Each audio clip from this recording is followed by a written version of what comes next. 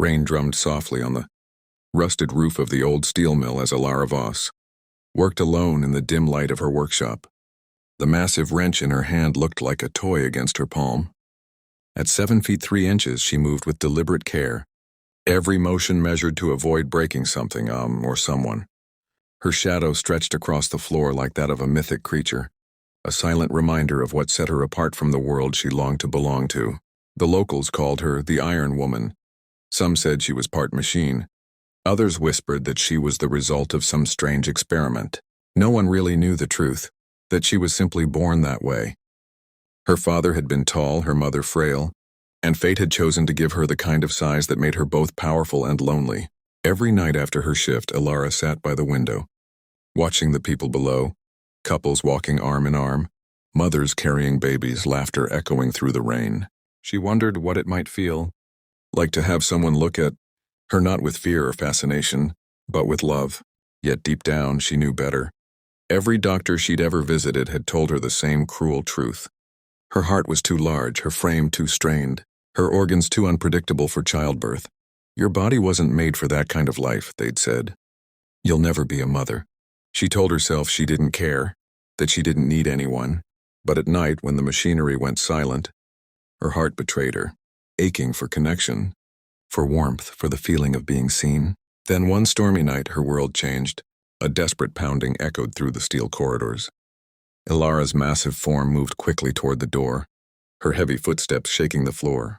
She swung it open to reveal a man, a bloodied, rain-soaked, barely conscious. His military coat was torn, his eyes wide with pain and confusion. "Help me," he rasped before collapsing. Without hesitation, Elara caught him, cradling his fragile body as if he were made of glass. For the first time in years, her hands, made for labor and solitude, were holding something fragile, something alive. She didn't know it yet, but that night the woman who believed she was too big for love had just found the man who would prove her wrong. When Rhett Hale awoke, his head throbbed and his shoulder burned like fire.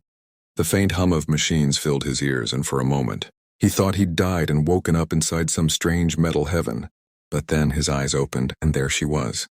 Elara stood by a workbench, tightening a bolt on a generator with hands strong enough to crush steel. Her long black hair was tied back and her clothes were smeared with oil. Rhett blinked in disbelief. She was enormous, towering like a statue of some forgotten goddess. When she turned and saw him awake, her deep gray eyes softened. "You're safe now," she said quietly. Her voice carried a weight, not just strength but kindness. "You were bleeding badly when I found you outside. I stitched what I could." He struggled to sit up. You carried me here?" Elara hesitated, a faint blush touching her cheeks. "You weren't that heavy." Rhett looked around. The place was huge, ceiling pipes stretching high, lights flickering against old steel walls. "Where am I?" "My workshop," she replied, offering him water. "People bring machines here that no one else can fix." Over the next few days, Rhett recovered under her quiet care. He learned she was a mechanic, living alone since her father's death. She spoke little about herself, but he could feel the walls she'd built around her heart. Still, every time she passed him a tool, or caught him watching her, something warm flickered between them. One evening, he found her struggling to lift a heavy gear casing. "Let me," he said, stepping forward. She chuckled softly. "You'd need a crane for that." "I'll manage," he replied, and together they lifted it, his hands brushing hers, a small touch that felt like lightning. That night, they sat by the fire she built from scrap wood. Rain tapped on the roof while Rhett told stories of his travels, and Elara listened, her eyes glowing in the firelight. "You think you're small," she said quietly, smiling. "But you've got the heart of a giant." He looked up at her, truly seeing her for the first time, and whispered, "And you think you're too big. But maybe the world just isn't big enough for you." The storm that night seemed angrier than usual, thunder rolling through the sky like cannon fire, lightning flashing across the glass panes of Elara's workshop. The air inside was thick with tension, the kind that came not from danger, but from something unspoken, something that had been building for weeks. Rhett stood by the window, his duffel bag on the floor. His orders had come in that morning. He was to return to base at dawn. Elara worked silently behind him, pretending to focus on repairing a gearbox, though her hands trembled every time she tightened a bolt. The thought of him leaving felt heavier than the machines she moved daily. Finally, Rhett turned toward her. "You've been quiet all day," he said softly. She didn't look up. "There's nothing to say." He stepped closer. "Elara, you saved my life. You gave me a home when I had nowhere to go.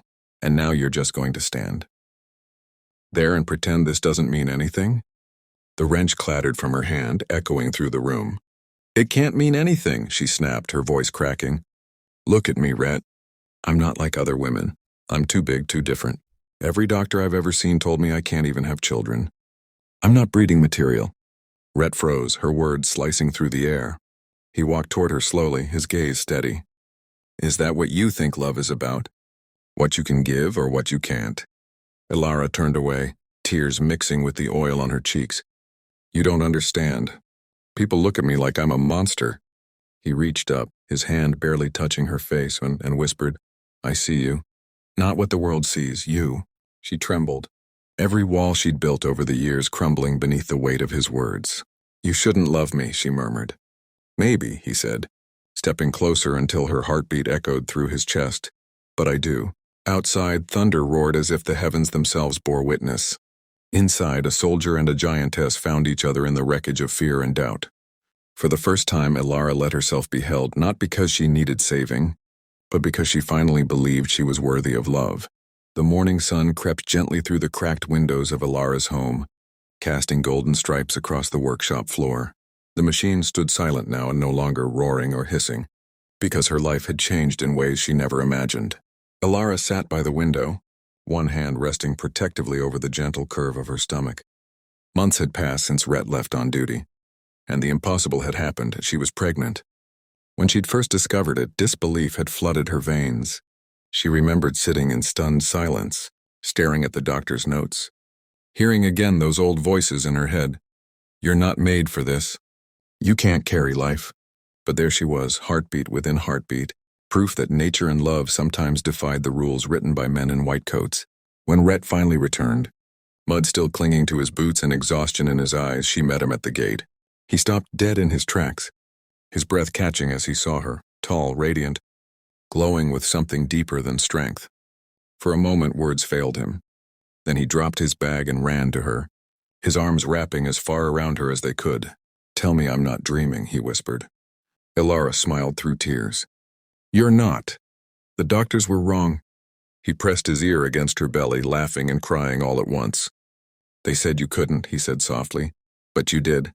As months passed, their love deepened. Rhett built a small nursery in the corner of the workshop, painting it sky blue while Elara watched, her heart overflowing. She began to believe that perhaps she wasn't a mistake. Perhaps she was a miracle.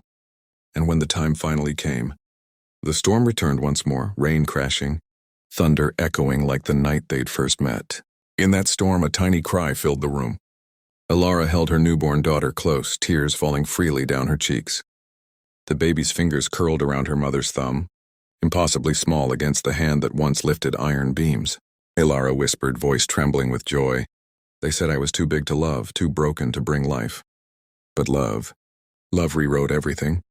And in that moment, the woman who once thought she was a giant stood taller than ever, not in size, but in heart.